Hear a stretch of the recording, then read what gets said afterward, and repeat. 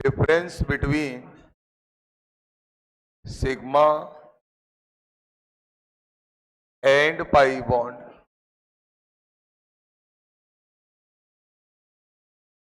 अब हम लोगों ने इतना तो पढ़ ही रखा है कि सिंगल बॉन्ड अगर होता है तो सिग्मा बॉन्ड बनता है, और अगर डबल बॉन्ड होता है तो फिर एक सिग्मा और एक पाई आ जाता है।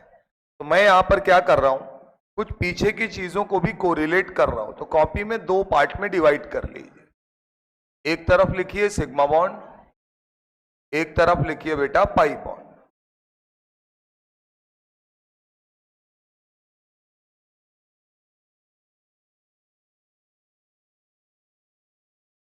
एक एक करके एक एक बात क्लियर करते चलिए। क्या पहला पॉइंट ये हो सकता है कि सिग्मा बॉन्ड में अच्छी ओवरलैपिंग होती है, इसलिए एक ऐसा बॉन्ड होता होगा, स्ट्रॉन्ग बॉन्ड होता होगा। पाई बॉन्ड में उतना इलेक्ट्रॉन डेंसिटी ओवरलैप नहीं कर पाता, इसका मतलब बेटा वो वीक बॉन्ड होता होगा। पता आपको बहुत सारी चीजें हैं, कुछ चीजें नई हैं जो आपको पता है, लेकिन हम कोरिलेट कर देंगे यहां पर। दूसरा बेटा, कौन सी ओवरलैपिंग से सिग्मा बॉन्ड बनता है? को एक्सियल ओवरलैपिंग से। यानी आप को एक्सियल ओवरलैप कराते हो तो सिग्मा बॉन्ड बनता है। यहां आते हैं, आप जब कोलेटरल ओवरलैप कराते हो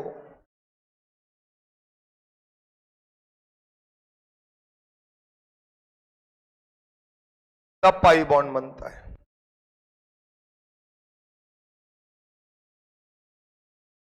तीसरी बात सर, सिग्मा बॉन्ड कभी भी रेजोनेंस में इन्वॉल्व नहीं होता, तो मैं बोल सकता हूं नॉट इन्वॉल्व इन रेजोनेंस,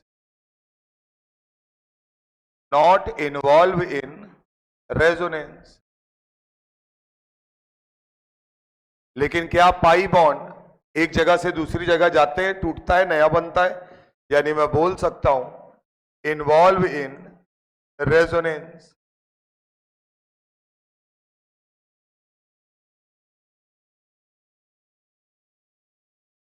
तीन पॉइंट आपने लिख लिए। सिग्मा बॉन्ड स्ट्रांग होता है, पाई बॉन्ड वीक होता है। सिग्मा बॉन्ड को एक्सियल ओवरलैपिंग से बनता है, पाई बॉन्ड को लेटरल ओवरलैपिंग से बनता है। सिग्मा बॉन्ड कभी भी रेजोनेंस में इन्वॉल्व नहीं होता, लेकिन पाई बॉन्ड आराम से रेजोनेंस में इन्वॉल्व हो जाता है। ठीक है,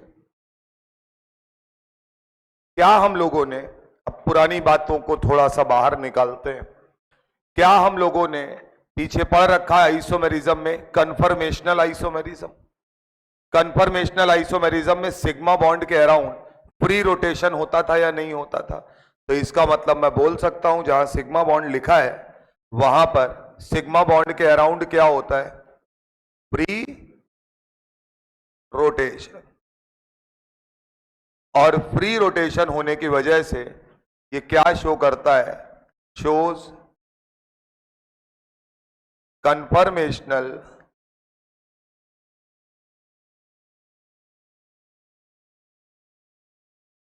आइसोमेरिज्म। न्यूमान्स प्रोजेक्शन और दुनिया भर की चीजें बनाई थी सर, है ना? तो फ्री रोटेशन होने की वजह से क्या करता है? कन्फर्मेशनल आइसोमेरिज्म को शो कर सकता है। एग्जाम्पल के तौर पे अगर मैं आपको बताऊं तो क्या हम लोगों ने इथेन मॉलिक्यूल को लिया था वहां पर? हाँ, कंडीशन होनी चाहिए कन्फर्मेशनल वाली बस। तो क्या सी और सी बॉन्ड के अराउंड फ्री रोटेशन देखने को मिल रहा था हमको? इधर आइए सर, क्या पाई बॉन्ड के लिए हम लोगों ने आइसोमेरिज्म में पढ़ा है ज्योमेट्रिकल आइसोमेरिज्म, और बोला गया था पाई बॉन्ड के अराउंड रिस्ट्रिक्टेड रोटेशन होता है। अगर आपको याद हो तो मैंने आपको बताया था कि अगर ये सिस है तो ट्रांस अगर बनाना है तो जाहिर सी बात है कि आपको ये बॉन्ड एक बार तोड़कर दोबारा से बनाना पड़ेगा, यानी कि रूम टेम्परेचर पर नॉन इंटर कन्वर्टिबल था। यानी ये किस कैटेगरी में गया था? कन्फिग्यूरेशनल स्टीरियो आइसोमेरिज्म। क्लियर है मामला? तो मैं बोल सकता हूं यहां पर पाई बॉन्ड के रिस्पेक्ट में कैसा रोटेशन? Restricted rotation.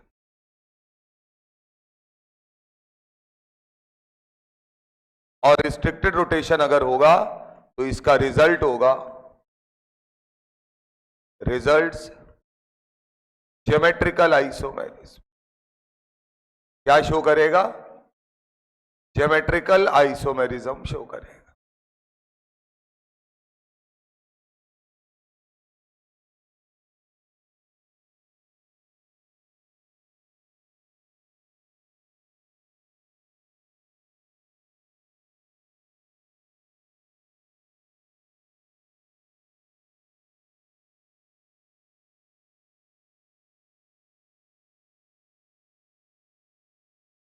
इसके बाद बेटा एक लास्ट पॉइंट आता है। कहा जाता है कि जब सिग्मा बॉन्ड दो एटम्स के बीच में बनता है तो उनके एटॉमिक ऑर्बिटल्स को एक दूसरे के सामने एक्सिस पर आना पड़ता है, यानी कैसा नेचर होगा? डायरेक्शनल। बोलो बेटा।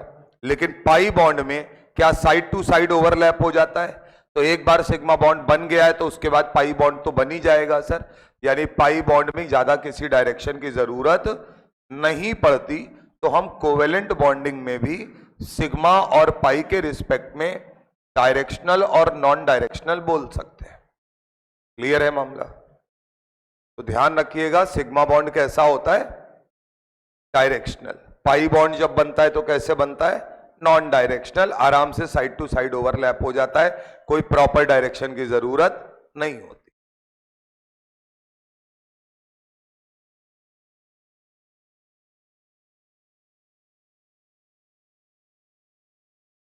चला जाए, एक बार फटाफट याद करके बता दो। सिग्मा बॉन्ड स्ट्रांग है, पाई बॉन्ड वीक है। इधर देखो, छापो नहीं, हो गया, छाप लिए तुम, नहीं फायदा नहीं है ना, लिखते रहोगे। पहला, सिग्मा बॉन्ड स्ट्रांग तो पाई बॉन्ड वीक। दूसरी बात बोलो, सिग्मा बॉन्ड कौन सी ओवरलैपिंग से? कोएक्सियल, तो पाई बॉन्ड कोलेटरल। इतना मामला क्लियर है। तीसरी बात बोलिए, सिग्मा बॉन्ड अगर है तो क्या वो रेजोनेंस में इन्वॉल्व होगा? नहीं, पाई बॉन्ड रेजोनेंस में इन्वॉल्व होता है। सिग्मा बॉन्ड के अराउंड फ्री रोटेशन होता है, जिसकी वजह से वो कौन सा आइसोमेरिज्म शो कर लेता है? कन्फर्मेशनल। तो पाई में क्या होता होगा? रिस्ट्रिक्टेड रोटेशन, जिसकी वजह से वो क्या शो करता है? Geometrical isomerism. सिग्मा बॉन्ड का नेचर कैसा? डायरेक्शनल। पाई बॉन्ड का नेचर कैसा? Non directional. इतनी बात समझ में आ रही है? इतनी बात याद रखनी। हटाया जाए, इतना उतार लीजिए और याद रखिएगा। मतलब याद रखने का मतलब ये, मैं ये नहीं कह रहा हूं कि हो सकता है आपको पांचों ही याद रहे, लेकिन कभी अगर आपसे किसी ने पूछा तो आप दो चार पॉइंट तो बता पाओ। और अगर कुछ पूछा जाए कि सिग्मा और पाई बॉन्ड के बीच में कौन सी बात गलत लिखी गई है, तो अगर क्लास में अच्छे से सुने हैं तो एक बार हम वहां कोरिलेट तो कर ही लेंगे कि नहीं यार, ये बात नहीं बताई गई थी वहां पर, या इस तरीके से नहीं बताया गया था, यहां गलत लिखा हुआ है कम से कम।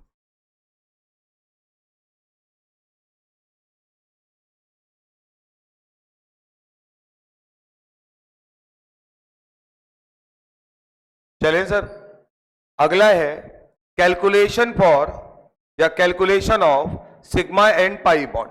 कैलकुलेट करने हैं हमको।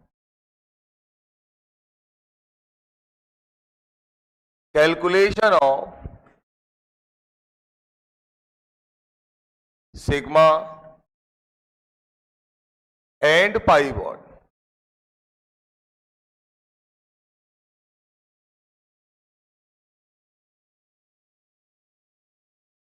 मतलब ये कोई बॉन्ड नहीं है भाई, है ना, ऐसे ही मार्क कर रहे हैं बस। चलें सर, अब अगर मैं तुम्हारे सामने, ये पता तुमको है, एक सेकंड में खेल खत्म हो जाएगा। अगर दो एटम है और उनके बीच में सिंगल कोवेलेंट बॉन्ड है तो क्या पाया जाएगा? एक सिग्मा। अगर दो एटम के बीच में दो बॉन्ड पाए जा रहे हैं तो पहला सिग्मा होगा और दूसरा पाई होगा।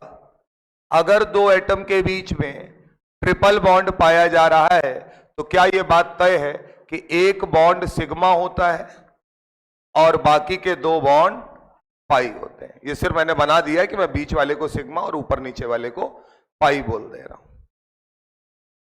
अगर दो एटम के बीच में, ये हम लोगों ने रिडॉक्स में कर रखा है सर, अगर दो एटम के बीच में पहली बार डेटिव बॉन्ड आया तो क्या हम इसे सिग्मा डेटिव बॉन्ड या सिग्मा कोऑर्डिनेट बॉन्ड बोल रहे थे?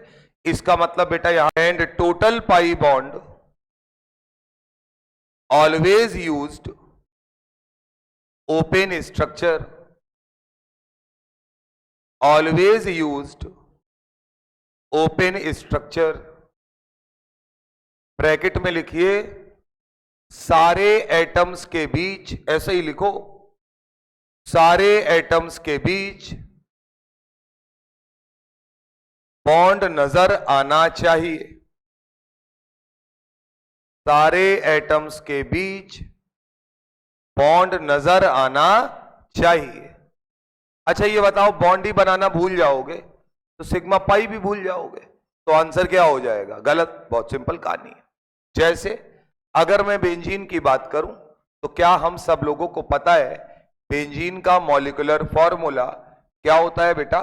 C6H6 होता है। 6 कार्बन होंगे और 6 हाइड्रोजन होंगे। अगर हम इसका स्ट्रक्चर बनाते हैं तो हम उसी को क्या बोल देंगे? इसका स्ट्रक्चरल फॉर्मूला। बोलो बेटा। अब बस हम इतना ध्यान रखेंगे कि जब हम स्ट्रक्चरल फॉर्मूला बनाएं तो हम कैसा वाला बनाएं?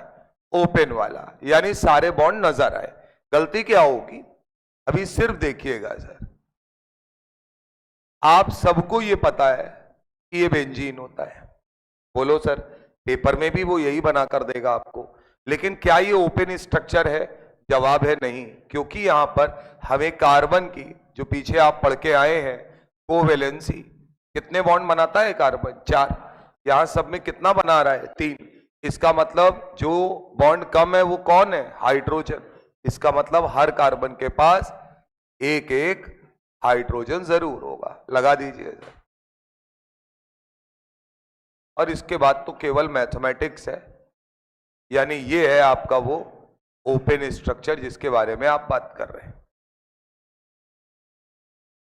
यहां अगर बात करेंगे तो हम सबको पता है एक सिग्मा एक पाई, सिग्मा एक सिग्मा एक पाई, ये सिग्मा है, एक सिग्मा एक पाई, ये सिग्मा है। और बाहर जितने भी हाइड्रोजन्स लगे हैं, पढ़ा है हाइड्रोजन जब टर्मिनल पर होता है तो केवल सिंगल बॉन्ड बनाता है, यानी कि वो सारे बॉन्ड सिंगल होंगे। तो अगर आप इसे गिनते हैं तो आपको 12 सिग्मा और 3 पाई मिलेंगे। तो आंसर होगा हमारा 12 सिग्मा एंड 3 पाई बॉन्ड।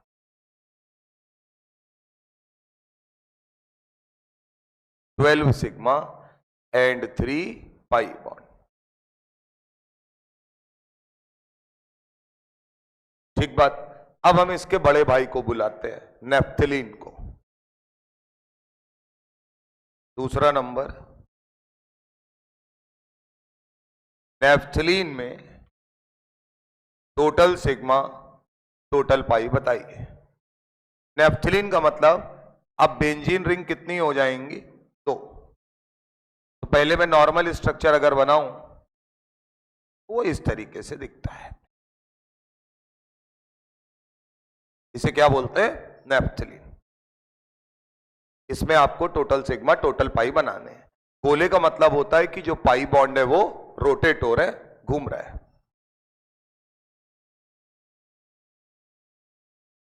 पहला काम क्या करेंगे? ओपन स्ट्रक्चर में कन्वर्ट करेंगे। ओपन स्ट्रक्चर में अगर कन्वर्ट करेंगे इसका मतलब हम इससे बनाएंगे ओपन स्ट्रक्चर।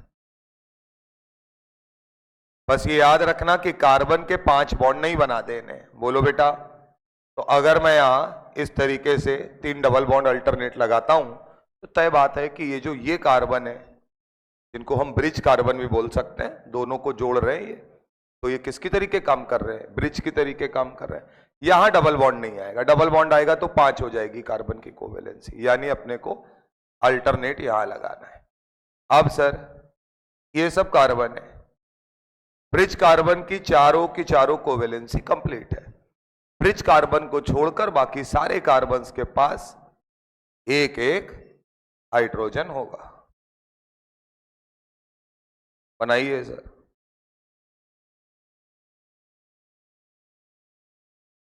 और अगर कोई मुझसे कहे कि इसका मॉलिक्यूलर फॉर्मूला क्या है, तो क्या आपको यह बात समझ में आ रही है? मॉलिक्यूलर फॉर्मूला है 6 और 4 10, यानी कितने कार्बन? 10 कार्बन। हाइड्रोजन हमारे पास कितने हैं? 4 और 4 8, यानी बेटा C10H8 है। ठीक है ना? आंसर निकाल के हमको बताइए। 19 सिग्मा 5 पाई सभी का आना चाहिए। क्या आंसर आएगा बेटा? 19 सिग्मा और 5 पाई बॉन्ड।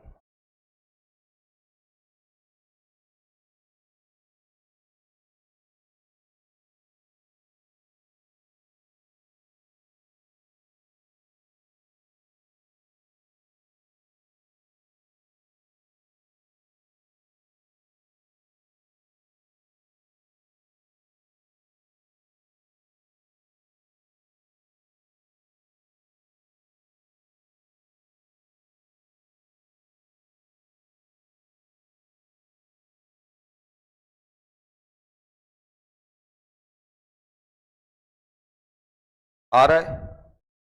बोलो। सब गिनोगे तो 19 सिग्मा 5 पाई आएंगे। तरीका मैंने बताया था, सिग्मा पाई पूरे बना लो और फिर जब सिग्मा गिनना है तो काटते जाना। तो काट लोगे तो कभी दोबारा उसको काउंट नहीं करोगे।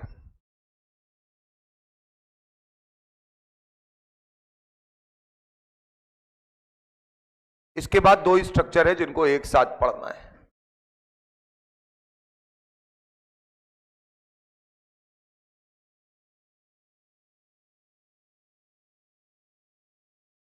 Benzene hexachloride. कॉपी में ऐसे बनाना, दोनों चीजों को एक साथ पढ़ाऊंगा। BHC बोलते हैं बेंजीन हेक्सा क्लोराइड।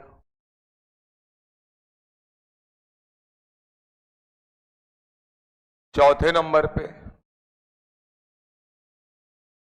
हेक्साक्लोरो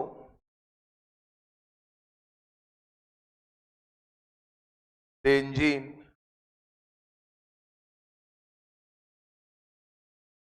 हेक्साक्लोरो बेंजीन। एक साथ, जो कंफ्यूजन है सामने होना चाहिए।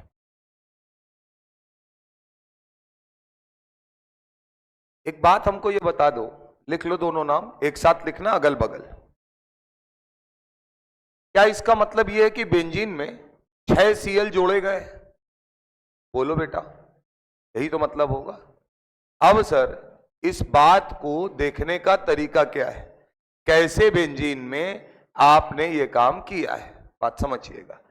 जब भी हेक्साक्लोराइड यानी कि इस तरीके से कोई भी चीज बाद में लिखी हो, यानी जो सब्स्टिट्यूएंट वाला पार्ट है वो मॉलिक्यूल के नेम के बाद लिखा हो, तो इसका मतलब होता है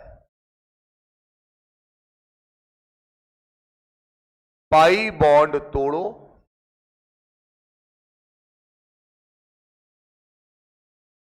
Cl जोड़ो।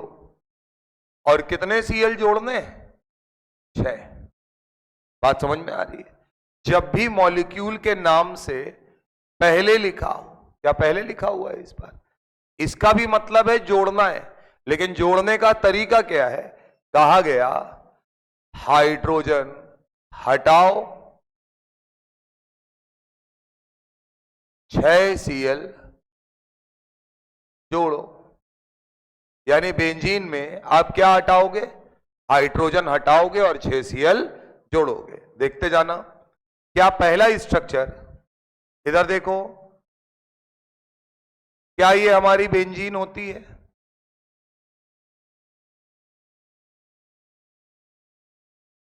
और मैं यहां पर इस तरीके से हाइड्रोजन अभी थोड़ी देर के लिए बना दे रहा हूं। बोलो बेटा। अब हमको एक बात बताओ, क्या करना है? पाई बॉन्ड तोड़ो और 6 Cl जोड़ो। तो क्या जैसे ही मैं एक पाई बॉन्ड तोड़ूंगा दोनों की एक एक वैलेंसी कम हो जाएगी?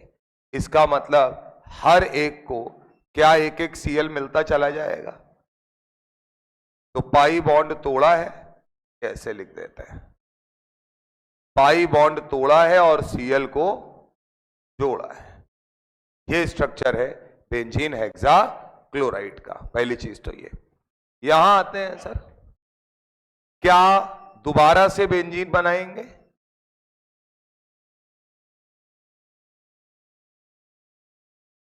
ये हमारी बेंजीन है, लेकिन इस बार ये क्या कह रहा है, पाई बॉन्ड मत तोड़ो, क्या करो, हाइड्रोजन हटाओ और Cl लगाओ।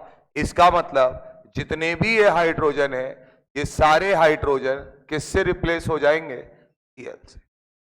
खत्म नहीं हुआ सर, मेन कहानी तो अब शुरू हुई। यानी जब भी नाम के पहले कोई चीज लिखी है तो हम वहां पर H को हटाकर रिप्लेस करेंगे उस पार्ट से जो चीज उसने बोली है लगाने के लिए। जब भी नाम के बाद लिखा होगा तो इसका मतलब है हम पाई बॉन्ड तोड़ेंगे और तोड़ के उन चीजों को जोड़ देंगे। अब मुझे एक बात बताइएगा, क्या यहां आपने पाई बॉन्ड तोड़ा है और जोड़ दिया है, यानी कुछ भी यहां से निकला नहीं है। यानी इस प्रकार की रिएक्शन क्या कहलाती है, एडिशन रिएक्शन। क्या कहलाता है बेटा, एडिशन रिएक्शन, यानी हमने केवल जोड़कर बनाया होगा। क्या बेटा यहां पर इन Cl की जगह कभी हाइड्रोजन रहता था, आपने हाइड्रोजन को हटाया है और Cl को लाए हैं, तो क्या आपने अदला बदली यानी सब्स्टिट्यूशन किया है, यानी कि benzene hexachloride addition reaction से बनता होगा और हेक्सा क्लोरोबेंजीन सब्स्टिट्यूशन रिएक्शन से बनता होगा। तो मैं बोलूंगा ये किसका प्रोडक्ट होगा, सब्स्टिट्यूशन रिएक्शन। क्या ये बात समझ में आ रही है आपको, बना लीजिए, काम खत्म हो गया है सर। अब सिग्मा पाई जोड़ गिनना है आपको। इसमें कितना आ रहा है, 18 सिग्मा, ठीक है, अपना अपना निकाल लो।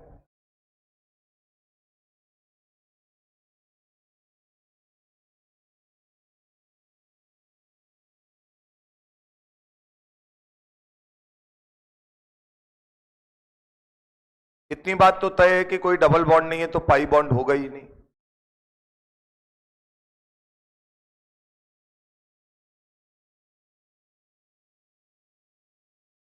मेन तरीका याद रखना है, कभी भी अगर आप भूल जाए, ये हर मॉलिक्यूल में काम करेगा। बात समझ में आ रही है। और अभी मैं एक सवाल आपको दूंगा फिर, जिससे आप स्ट्रक्चर बना के हमको दिखाएंगे। अच्छा ये बात जरूर है, इधर देखो, पाई बॉन्ड तोड़ो और जोड़ो, लेकिन जितने जोड़ने को कह रहा है उतने ही जोड़ो। तो इसका मतलब 6 Cl अगर जोड़ने हैं तो तीनों पाई बॉन्ड तोड़ने पड़ेंगे। कल को अगर 2 Cl जोड़ने होते तो एक पाई बॉन्ड से काम बन जाता। क्लियर है मामला। तो यहां जब आप आंसर निकालते हैं तो मेरे हिसाब से आपका आंसर आता है 18 सिग्मा और 0 पाई बॉन्ड। यहां बेटा बेंजीन और इसमें कोई अंतर नहीं है, केवल Cl की जगह H आ गया है। अभी भी हमारा आंसर क्या होगा, 12 सिग्मा 3 पाई। एक बात याद रखनी है, ये 3 पाई बॉन्ड अगर अल्टरनेट रिंग के अंदर हैं इस तरीके से, तो इस पोर्शन को Cl अगर हटा दो तो क्या बेंजीन बोलते हैं। और बेंजीन एक कैसा कंपाउंड होता था, एरोमेटिक। तो अभी भी Cl के आने से कोई फर्क पड़ने वाला नहीं है। ये तीनों पाई बॉन्ड यहां किस में इन्वॉल्व होंगे, रेजोनेंस में, यानी कि घूम रहे होंगे। इसका मतलब हेक्साक्लोरोबेंजीन एक एरोमेटिक कंपाउंड है। यहां आते हैं बेंजीन हेक्साक्लोराइड। क्या यहां पाई बॉन्ड ही गायब हो गया, तो पाई बॉन्ड गायब हो गया तो रेजोनेंस चला गया, रेजोनेंस गायब हो गया तो एरोमेटिक कैरेक्टर भी चला गया। इसका मतलब ये कैसे कंपाउंड की कैटेगरी में आएगा, नॉन एरोमेटिक। कैसा कंपाउंड होगा सर, नॉन एरोमेटिक।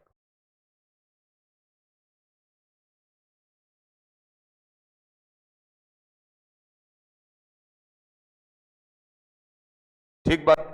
अब बेटा इसके कुछ नाम है जो आपको याद होने चाहिए, जैसे आप इसको BHC बोलो, यानी बेंजीन हेक्साक्लोराइड, चलेगा। इसी को कहा जाता है लिंडेन, इसी को कहा जाता है गेमेक्सीन,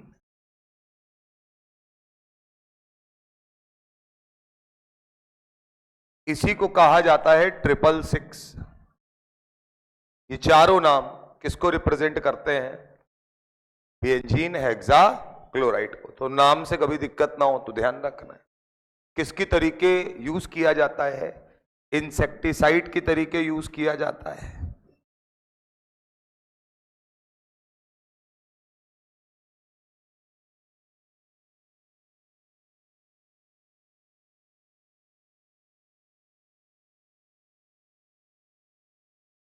फसलों में कीड़े लग जाते हैं, उन्हें हटाने के लिए इसी का स्प्रे डाला जाता है।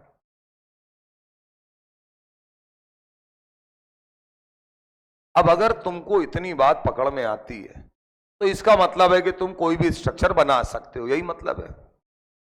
चेक कर लेते हैं साहब।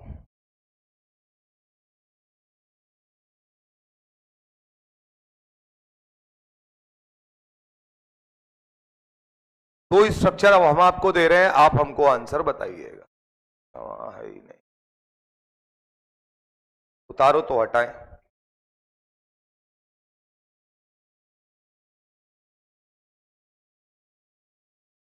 चलें भाई, इतना मामला हो गया। अब अगर आपको ये मतलब समझ में आ रहा है कि कोई भी चीज जो सब्स्टिट्यूटेड है वो आगे लिखी है, अगर नाम से पहले लिखी है तो इसका मतलब है पाई बॉन्ड तोड़ के जोड़ देना है। अगर नाम के बाद लिखी है तो हाइड्रोजन को रिप्लेस कर देना है, यानी सब्स्टिट्यूट कर देना है, यही मतलब है सर। मान लीजिए मैं आपके सामने पहला नाम लिखता हूं डाइक्लोरो एसिटिलीन। बनाइए सर क्वेश्चन नंबर 5। डाइक्लोरो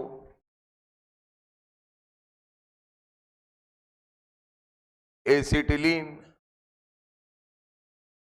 दूसरा नाम लिखता हूं मैं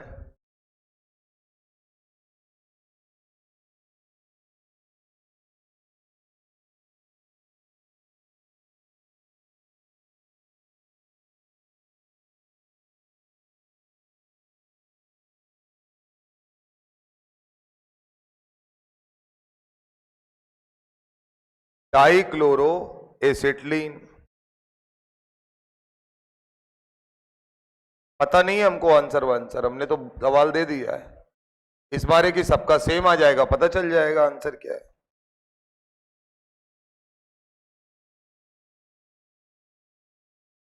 चलें सर, अब देखिएगा, एक तरफ अपने को बनाना है डाइक्लोरो एसिटिलीन, दूसरी तरफ अपने को बनाना है एसिटिलीन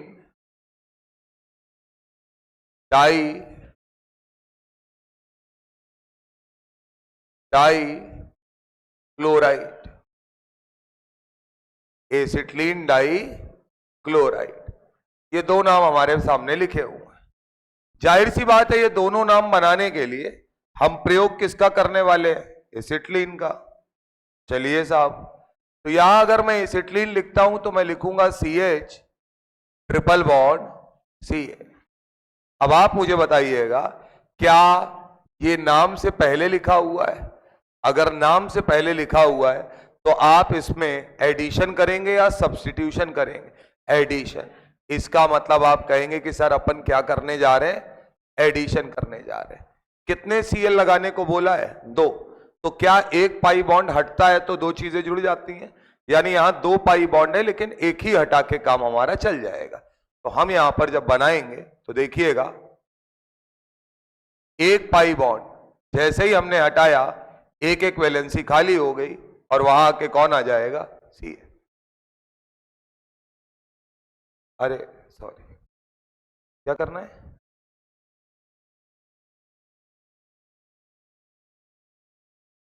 एक नाम हम लोगों ने पढ़ा है बेंजीन हेक्साक्लोराइड। हाँ ठीक है, सही कह रहे हो, उल्टा लगती, सब्स्टिट्यूशन है भैया।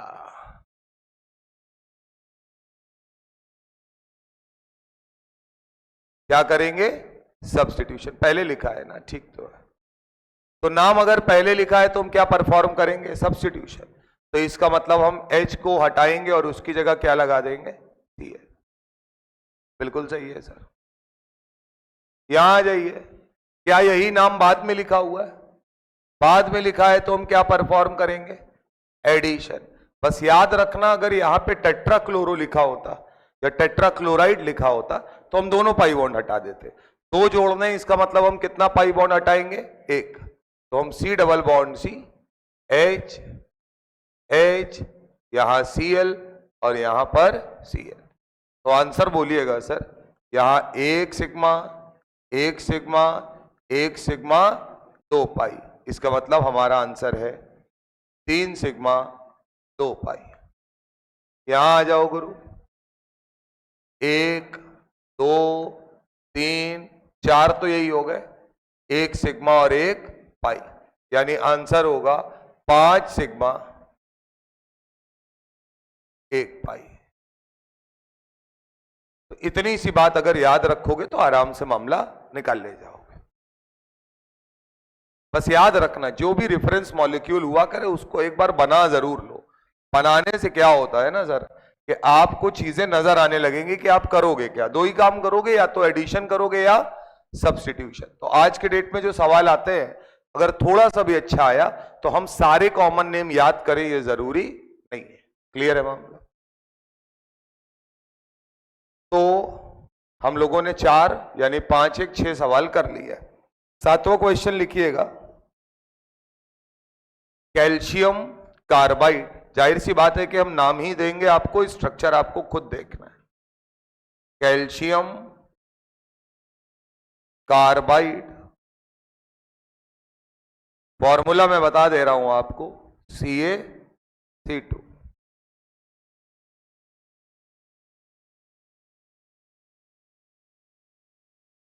बनाओ और देखो मामला क्या है।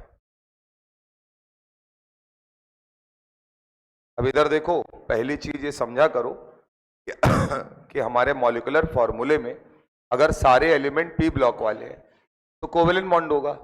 क्या हम लोगों ने पढ़ रखा है कि s ब्लॉक से एल्कली मेटल या एल्कली अर्थ मेटल है तो कौन सा बॉन्ड बनता है पहले? आयनिक। तो अगर हम इसमें बात करें तो सबसे पहले ये ब्रेक होगा किस में? Ca+2 में और C2-2 में, यानी कहा जाएगा कि इनके बीच में कौन सा बॉन्ड पाया जाता है? Ionic bond. ठीक बात। अब ये तो तय है कि अकेला है। यहां ये 2 कार्बन जो हैं, अगर हम इनको थोड़ा सिस्टमैटिक लिखें तो वही कार्बन की वैलेंसी 4 रखनी है। तो ट्रिपल बॉन्ड तो बनाया, दोनों कार्बन पे कौन सा चार्ज रखा? नेगेटिव। क्लियर है मामला? दोनों कार्बन पर अगर नेगेटिव है तो इसका मतलब बहुत सीधा सा है सर, कि यहां पर 1 सिग्मा और कितने पाई बॉन्ड पाए जाएंगे। क्लियर है मामला? तो इसका मतलब एक बात और, क्या आपने सिग्मा और पाई बॉन्ड कहां निकाला है? कोवेलेंट बॉन्डिंग में। तो इसका मतलब है कि यहां C2-2 यानी कार्बाइड आयन में कौन सा बॉन्ड पाया जा रहा है? Covalent bond. तो नंबर निकालना तो बड़ी अच्छी बात है, लेकिन कल को अगर हमसे किसी ने पूछा कि इस मॉलिक्यूल के अंदर क्या क्या पाया जाता है, तो हमारा आंसर होगा कि इसमें आयनिक बॉन्ड और plus covalent bond both are present. बना लीजिए सर, इसके लिए पढ़ रहे हैं आप। जब भी कोई एस ब्लॉक एलिमेंट आएगा, याद रखना अगर वो मेटल है, एल्कली मेटल या एल्कली अर्थ मेटल, तो हमेशा वो चार्जेस में ब्रेक हो जाएगा, आयनिक बॉन्ड बनेगा।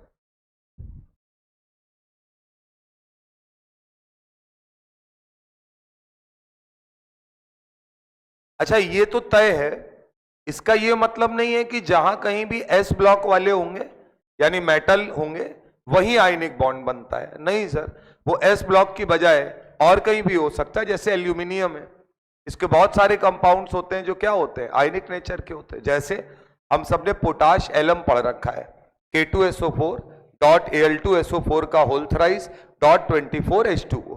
तो यहां अगर हम बात करेंगे तो क्या Al2SO4 का होल थ्राइस आयनिक कंपाउंड है? क्योंकि जब हम इसे तोड़ते हैं तो Al+3 में और SO4-2 में। यानी कि अगर कभी एस ब्लॉक वाले मेटल आ गए, यानी एल्कली मेटल या एल्कलाइन अर्थ मेटल, तो वो हमेशा कौन सा बॉन्ड बनाएंगे? आयनिक। एक आदमी को छोड़कर, एक्सेप्ट बेरिलियम। क्यों? क्योंकि हमें पता है बेरिलियम जो है वो कैसा कंपाउंड बनाता है? कोवेलेंट। क्लियर है? और मैंने आपको पढ़ाया भी था कि बेरिलियम जो है वो एल्कलाइन अर्थ मेटल में कंसीडर नहीं किया जाता। इतनी बात समझ में आनी चाहिए।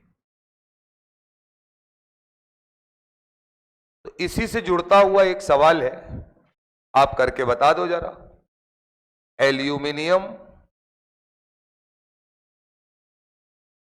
कार्बाइड, फॉर्मूला हम आपके सामने लिख दे रहे हैं। Al4C3, Al4C3,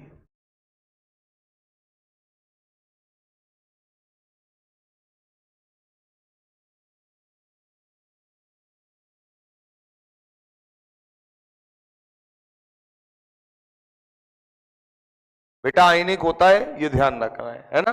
अब जब भी हम इसे तोड़ेंगे, इधर देखो, तो क्या हम Al को Al+3 की फॉर्म में तोड़ेंगे? अब तरीका समझिएगा सर। तो कितने Al है हमारे पास? 4। तो अगर 4 Al है तो टोटल पॉजिटिव चार्ज कितना हुआ? +12। अगर किसी कंपाउंड को स्टेबल रहना है तो न्यूट्रल फॉर्म होनी चाहिए, यानी कि जितना प्लस है उतना ही माइनस होना चाहिए। तो 3 कार्बन पे कितना आना चाहिए? -12। कार्बन को कितने इलेक्ट्रॉन की जरूरत होती है? 4 को। तो क्या अगर -12 इलेक्ट्रॉन यानी 12 इलेक्ट्रॉन आ गए तो क्या तीनों कार्बन 4-4 ले लेंगे? इसका मतलब वो सबके सब किस फॉर्म में मिलेंगे? C-4 की। बात समझ में आ रही है कि नहीं? तो यहां कार्बन आपस में कंबाइंड फॉर्म में लिखा नहीं जाएगा। तो इसका मतलब यहां कौन सा बॉन्ड पाया जाता है? Ionic bond. अच्छा, एक बात तय है, यहां किसी प्रकार का कोई कोवेलेंट बॉन्ड प्रेजेंट नहीं है। इसका मतलब सीधा सा है, हमारा आंसर क्या होगा? 0 सिग्मा 0 पाई।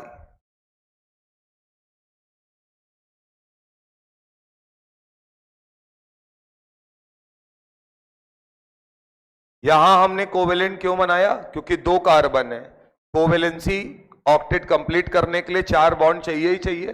तो उस समय हमारे पास -2 है, यानी हम दोनों को कितना कितना इलेक्ट्रॉन बांट सकते हैं? 1-1, यानी 3 बॉन्ड उनको खुद से ही बनाने पड़ेंगे, इसलिए यहां कोवेलेंट बॉन्ड बना है। वहां कोवेलेंट बॉन्ड बनाने की कोई जरूरत नहीं है, 4 इलेक्ट्रॉन बाहर से ही मिल जा रहे हैं हर कार्बन को और उसका ऑक्टेट पूरा हो जा रहा है। तो याद रखना है, CaC2 बोलते हैं कैल्शियम कार्बाइड, आयनिक कंपाउंड है। Al4C3 क्या करता है? आयनिक कंपाउंड है। क्लियर है बात? बेरिलियम का भी एक कंपाउंड आएगा जो तुमको झटका देगा, बेरिलियम कार्बाइड। वो भी कैसा होता है? आयनिक इन नेचर होता है, अच्छा खासा आयनिक नेचर होता है और हाइड्रोलिसिस होता है उसमें। चलिए 9th नंबर पे लिखिए।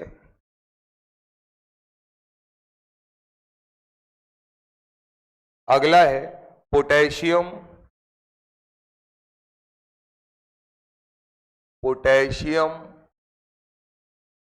पेरो साइनाइड,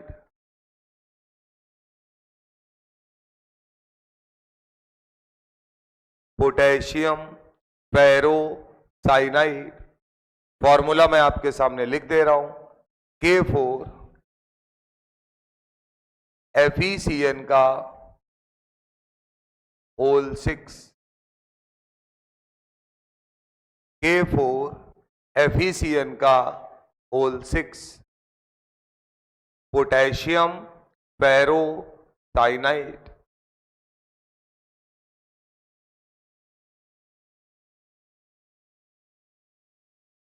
क्लियर है मामला?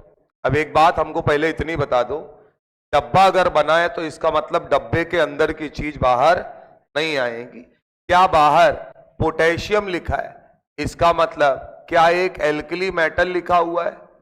और हम सबको पता है कि जो एल्कली मेटल होते हैं, हम लोगों ने तो बकायदा रिडॉक्स में पढ़ रखा है कि कहीं पर भी अगर हमें एल्कली मेटल दिखे तो हम तुरंत +1 चार्ज उसके ऊपर रख देंगे। तो इसका मतलब 4 पोटेशियम है तो कितना K+ होगा? 4K+ होगा। बाकी का बचा चार्ज यानी न्यूट्रलाइज करने के लिए क्या FeCN का होल 6 और डब्बे के ऊपर कौन सा चार्ज? -4 होगा। इसका मतलब अगर कोई चीज आयंस में टूट गई तो उनके बीच में कौन सा बॉन्ड प्रेजेंट माना जाता है? Ionic bond. तो पहली बात तो क्लियर हुई कि अभी इनके बीच में कौन सा बॉन्ड है? Ionic bond. बना लीजिए सर।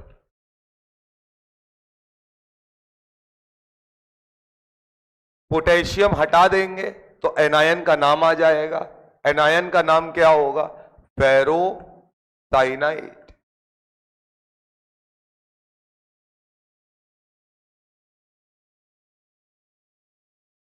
क्या बोलोगे बेटा? फेरो साइनाइड आयन।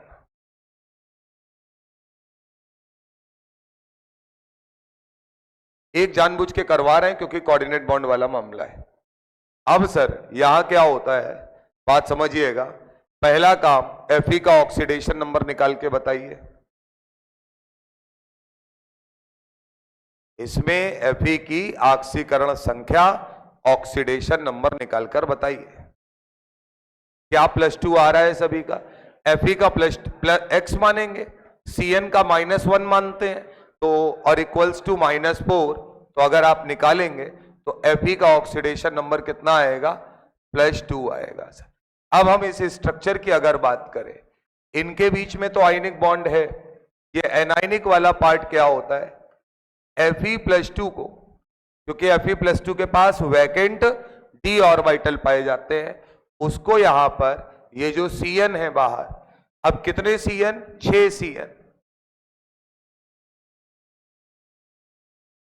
यानी Cn माइनस क्या करते हैं? अपना इलेक्ट्रॉन पेयर कोऑर्डिनेट यानी कि डेटिव बॉन्ड के थ्रू पकड़ाते हैं।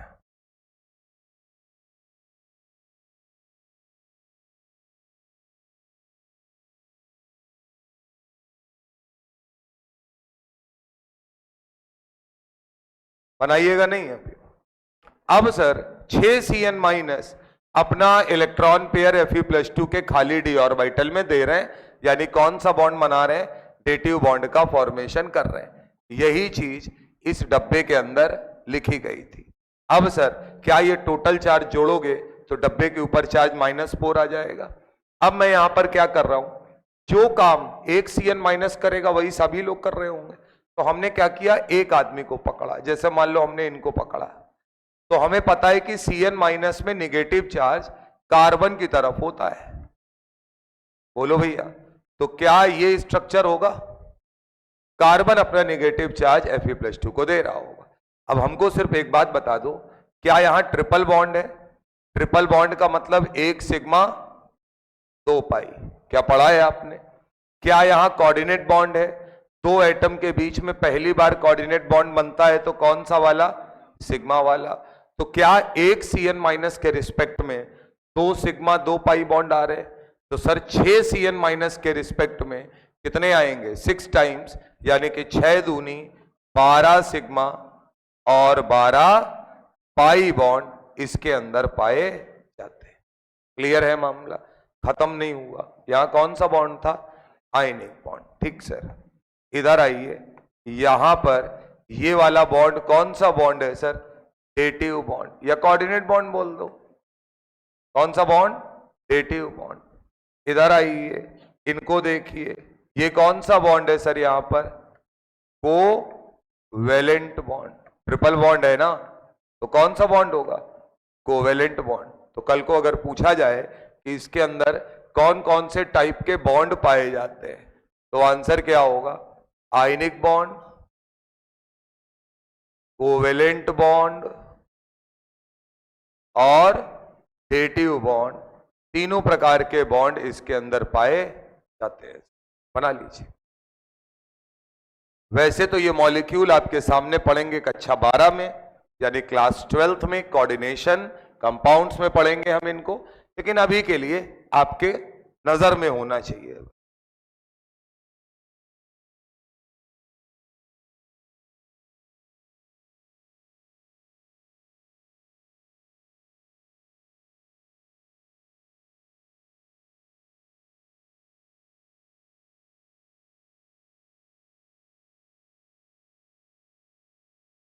याद रखिएगा, ये जो डब्बा होता है जिसके अंदर से चीजें बाहर नहीं आ पाएंगी, तो उनको हम बोलते हैं कोऑर्डिनेशन स्पेयर। इस डब्बे को क्या कहा जाता है? Coordination sphere.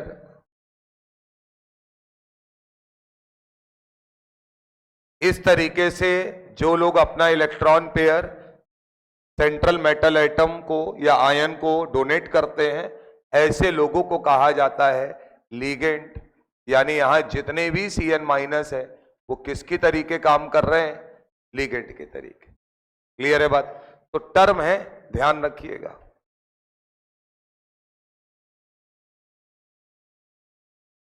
हम लोग अभी तक क्या बोलते थे, जो लोन पेयर या इलेक्ट्रॉन पेयर देता है वो लुईस बेस होता है।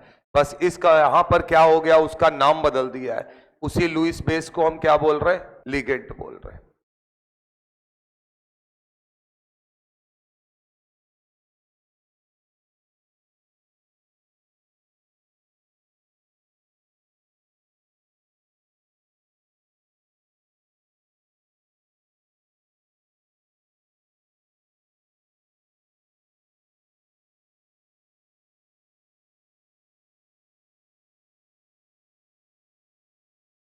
इतना काम आपको कर लेना है सर।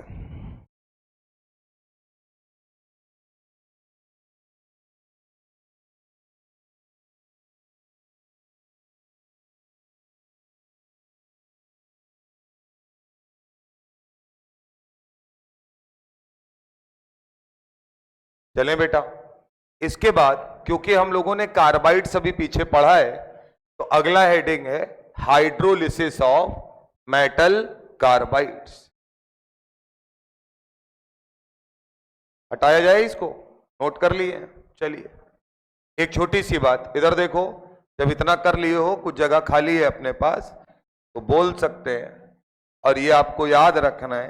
क्या सर, अगर कभी लिखा हो फेरो, क्या लिखा हो, फेरो, तो आंख बंद करके याद रखना ऑक्सीडेशन नंबर क्या होगा, +2। अगर कहीं लिखा है फेरी, तो इसका मतलब ऑक्सीडेशन नंबर क्या होगा, +3। क्लियर है बात। जिसको आप क्या पढ़ते आ रहे थे, Fe+2 को आप पढ़ते आ रहे थे फेरस, याद आया। Fe+3 को आप बोलते थे फेरिक। केमिस्ट्री में सबसे अच्छी बात मालूम है क्या है, और सबसे खराब बात क्या है? वो ये जानते हैं कि ये सब्जेक्ट सरल है, अगर इसको तुमने थोड़ा सा भी समझ के बात कर ली तो चीजें याद रह जाती हैं। इसीलिए वो पहले H2O को बोलते हैं वाटर, फिर कुछ दिनों बाद पढ़ाते पढ़ाते फिर बोलते हैं एक्वा। बोलो यार, तो वो समझ जाते हैं कि अब ये वाटर से बात समझने लगा है, तो एक्वा बोलेंगे तो इसका मामला थोड़ा सा गड़बड़ाएगा।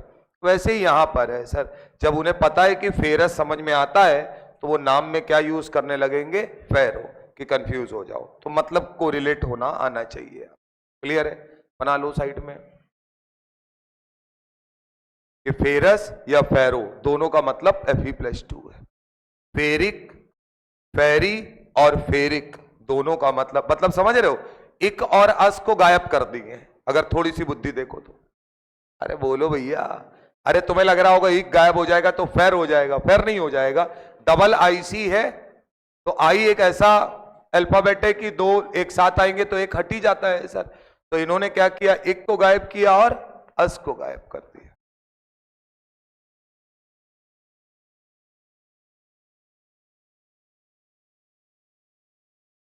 चला जाए, हेडिंग डालिए hydrolysis of metal carbides.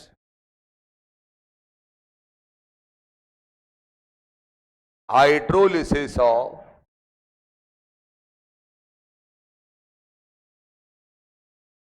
Metal carbides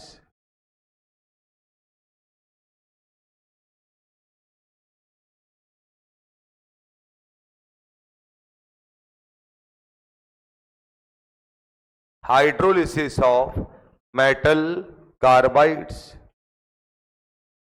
याद ही रखना है, पहला वाला है सर, जो अभी अभी आप पढ़ के आए हैं, एल्यूमिनियम कार्बाइड Al4C3।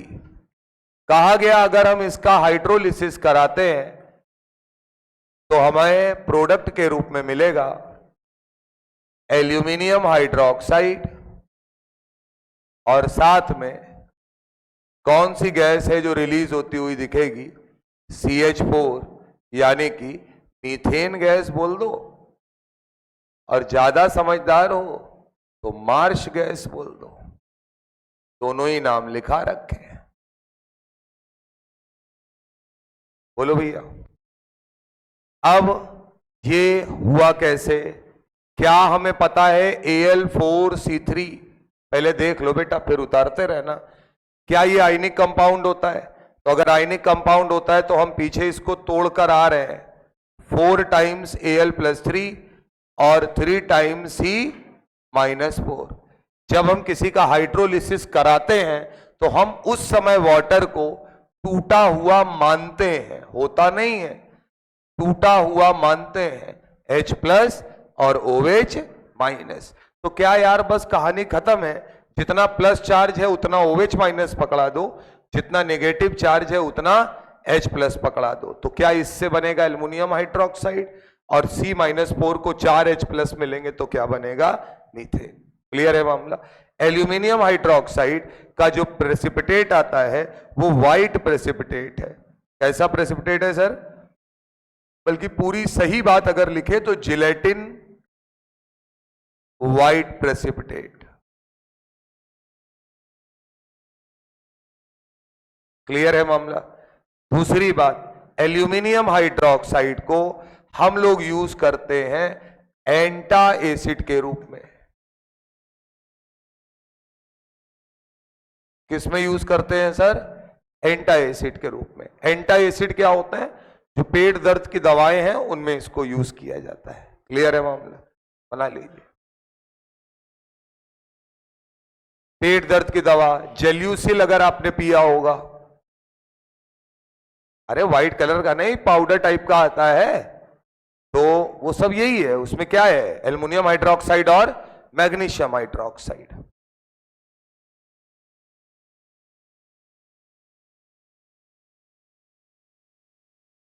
तो पहला रिएक्शन कि एल्यूमिनियम कार्बाइड को हाइड्रोलाइज कराने पर क्या बनता है? एल्यूमिनियम हाइड्रोक्साइड, जिसको एंटा एसिड की तरीके यूज कर सकते हैं। और साथ में कौन सी गैस रिलीज होती है? Methane gas. जब इतनी बात कर रहे हैं तो बात छोड़ेंगे नहीं। आपको याद रखना है, पीरियोडिक टेबल, पीरियोडिक प्रॉपर्टीज में पढ़ाया था। क्या क्या सर? एल्यूमिनियम, लेड, स्टेनस, बोलो, इन सब के जो हाइड्रोक्साइड या ऑक्साइड है वो सब के सब एम्फोटेरिक नेचर के होते हैं। एम्फोटेरिक का मतलब एसिड और बेस दोनों की तरीके काम कर सकता है। तो याद रखना है कि एल्यूमिनियम हाइड्रोक्साइड किस कैटेगरी में आता है? एम्फोटेरिक हाइड्रोक्साइड की कैटेगरी में। यानी ये एसिड की तरीके भी काम करेगा मौका पड़ने पर, और बेस की तरीके। डिपेंड करेगा आप उस समय इसे किस सिचुएशन में मान रहे हैं। ठीक बात है?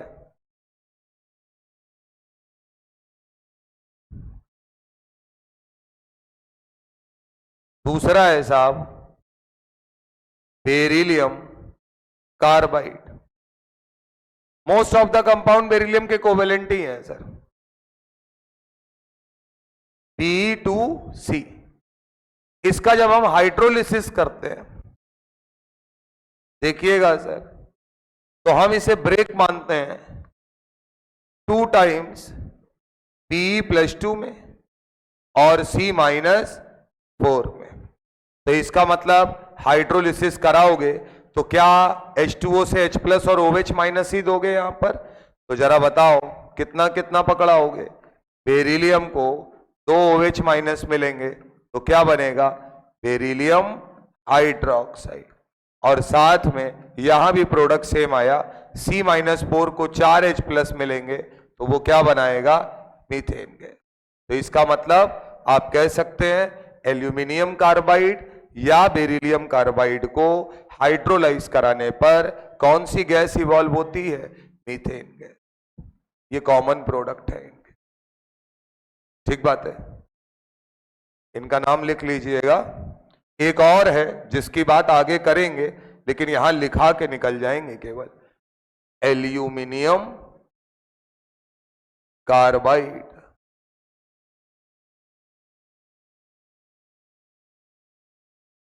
इनका नाम है बेरिलियम कार्बाइड। यहां कहा गया मैग्नीज के अगर कार्बाइड है, किसके सर? मैग्नीज के, इसके बहुत सारे कार्बाइड बनते हैं, तो फॉर्मूला नहीं याद करना है। किसके कार्बाइड?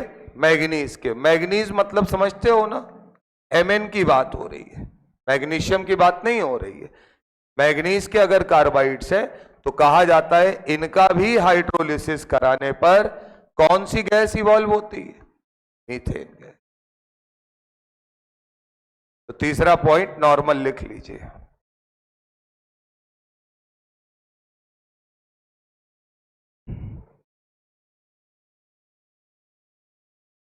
और ये रिएक्शंस याद होनी चाहिए आपको।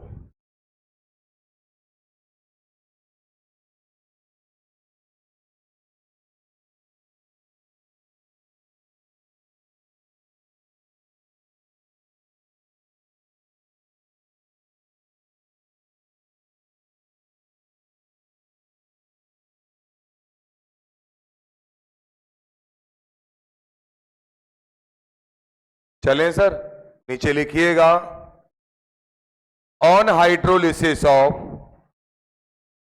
ऐसे ही नाम ही लिखना, aluminium carbide, comma beryllium carbide, comma manganese carbide, comma manganese carbide gives same product, bracket में CH4। तीनों के प्रोडक्ट क्या रहेंगे? सेम। अच्छा, जो चीज सेम है उसी को मानेंगे, इनके हाइड्रोक्साइड तो सेम नहीं हो सकते, सीधी सी बात है।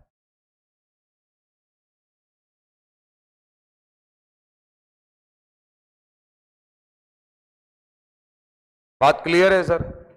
चलो भैया तीसरी रिएक्शन में आओ। कैल्शियम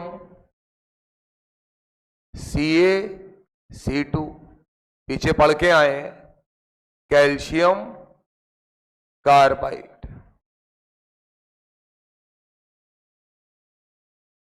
हाइड्रोलिसिस कराने गए तो ये बात तय है कि हम पहले ही तोड़ के देख लेते हैं कि चीज है क्या। तो क्या हमें समझ में आ रहा है कि ये चीज Ca+2 और C2-2 में टूटती है? इसका मतलब कैल्शियम आयन को 2 OH- मिलेंगे तो कैल्शियम हाइड्रोक्साइड बन जाएगा। C2-2 को 2H+ मिलेंगे तो C2H2, मतलब C2H2 का मतलब कौन सी गैस? एसिटिलीन गैस इवॉल्व होती है यहां पर। कौन सी गैस बेटा? Acetylene gas. अगर फॉर्मूला लिखोगे तो क्या लिखते? HC∼CH।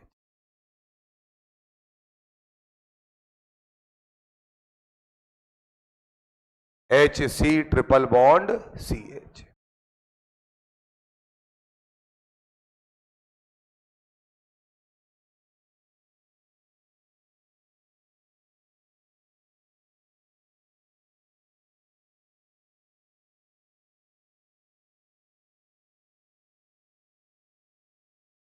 अब एक आदमी रह गया है, वो भी बुरा ना माने, मैग्नीशियम कार्बाइड। क्या लेंगे सर? मैग्नीज कार्बाइड अलग है और मैग्नीशियम कार्बाइड अलग है। तो यहां हमने लिया Mg2C3, नाम लिखिए मैग्नीशियम कार्बाइड, मैग्नीशियम कार्बाइड। आप कहोगे सर तोड़ के बताओ, तो बड़ा सिंपल है। Mg, क्या Mg+2 में टूटेगा? तो 2 Mg+2 मिलेंगे, यानी टोटल +4 चार्ज मिला। तो कार्बन के ऊपर आना चाहिए टोटल -4। 3 कार्बन है तो कार्बन का भला तो होना ही नहीं है, तो तीनों कार्बन को -4 पकड़ा दिया इकट्ठा कि तुम अपना आपस में बातचीत करते रहना और बांटते रहना है इसको। ठीक बात। अब हमने इसका कराया हाइड्रोलिसिस। अब जब हमने इसका हाइड्रोलिसिस कराया तो हमको पता है जितना पॉजिटिव चार्ज है उतना क्या पकड़ा दो? OH-। तो मैग्नीशियम हाइड्रोक्साइड। मैग्नीशियम हाइड्रोक्साइड का भी जो प्रेसिपिटेट है वो किस कलर का है? व्हाइट कलर का है। और ये भी किस में यूज किया जाता है? एंटी एसिड में। इसमें यूज किया जाता है एंटी एसिड। साथ में सर 3 कार्बन थे, यहां से खेल देखिएगा, 3 कार्बन थे, 4 H+ मिले यानी C3H4। इस C3H4 के फॉर्मूले बनाकर दिखाइए, यानी 2 कंपाउंड बनेंगे सर। क्या क्या बनेंगे बताइए? कार्बन की वैलेंसी 4 पूरी रखनी है। अरे ऐसे समझो मॉलिक्यूलर फॉर्मूला C3H4 है और हम आपसे ये कह रहे हैं कि हमें इसका स्ट्रक्चरल फॉर्मूला बना के दिखा दो। कार्बन कितना यूज करना है? 3। हाइड्रोजन कितना यूज करना है? 4। बस कार्बन की कोवेलेंसी 4 से ज्यादा नहीं होनी चाहिए। बनाओ स्ट्रक्चर।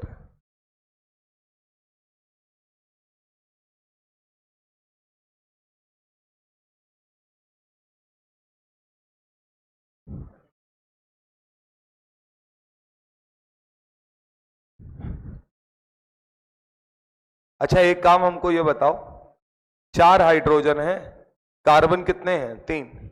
तो हमने तीनों कार्बनों को यहां बैठाला, पूछे बताओ क्या दिक्कत है?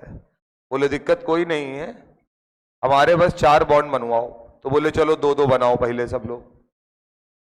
तो अगर 2-2 बनाए तो किनारे वालों के कितने कितने बॉन्ड खाली रह गए? 2-2। एक एक नहीं, 2-2, है ना? कितने हाइड्रोजन है? 4। तो इसका मतलब हम इनको क्या करेंगे? 4 हाइड्रोजन पकड़ा देंगे। क्लियर है मामला?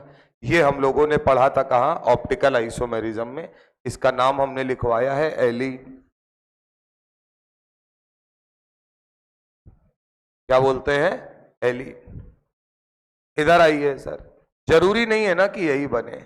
आपने कहा 3 कार्बन है, एक ने कहा भैया हम ट्रिपल बॉन्ड बना लेंगे।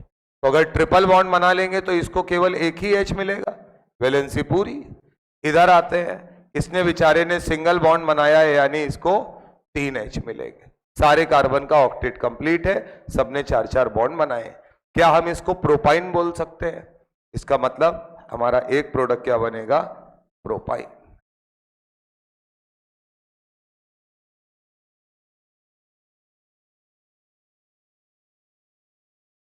मामला समझ में आ रहा है सर?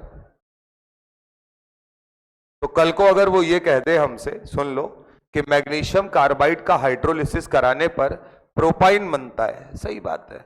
मैग्नीशियम कार्बाइड का हाइड्रोलिसिस कराने पर एलीन बनता है, सही बात है। या उसने बोल दिया दोनों बनते हैं, तो भी ठीक बात है। बात समझ में आ रही है कि नहीं? अब जल्दी से जितना पढ़ाया है उसको फटाक से देखो, जल्दी फटाफट।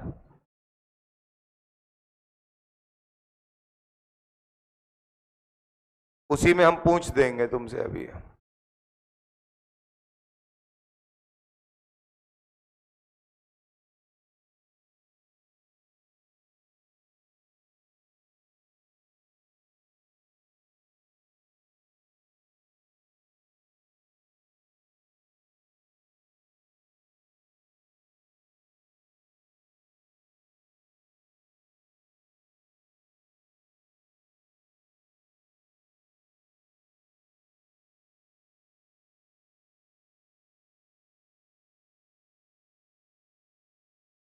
हो गया सर?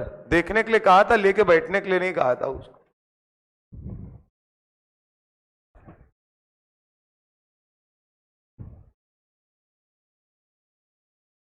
चले इधर देखो, सिग्मा बॉन्ड और पाई बॉन्ड के बीच का रिलेशन। सिग्मा बॉन्ड में बोलो स्ट्रॉन्ग, तो पाई, ठीक बात। अगला पॉइंट, कौन सी overlapping? Coaxial. Pi bond collateral. Resonance में इन्वॉल्व होगा सिग्मा बॉन्ड, पाई बॉन्ड होगा। सिग्मा बॉन्ड में फ्री रोटेशन होता है, कौन सा आइसोमेरिज्म शो करता है? कन्फर्मेशनल। पाई बॉन्ड में फ्री रोटेशन होता है, रिस्ट्रिक्टेड। रिस्ट्रिक्टेड है तो क्या शो कर सकता है? Geometrical isomerism. क्लियर है मामला? सिग्मा बॉन्ड की एक और प्रॉपर्टी डायरेक्शनल है कि नॉन डायरेक्शनल? पाई बॉन्ड, एक और बीच में बचा,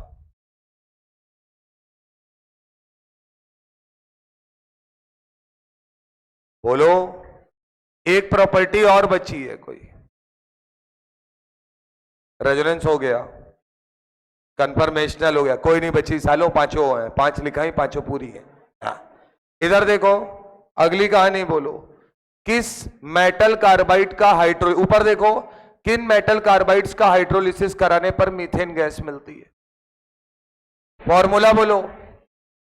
Al4C3। अगला बेरिलियम कार्बाइड, फॉर्मूला बोलो B2C। और तीसरा मैग्नीज कार्बाइड, मैग्नीशियम नहीं, क्या? मैग्नीज कार्बाइड हाइड्रोलिसिस कराएंगे तो क्या बनेगा? Methane gas. क्लियर है मामला? एसिटिलीन गैस किस कार्बाइड का हाइड्रोलिसिस कराने पर मिलता है? Calcium carbide.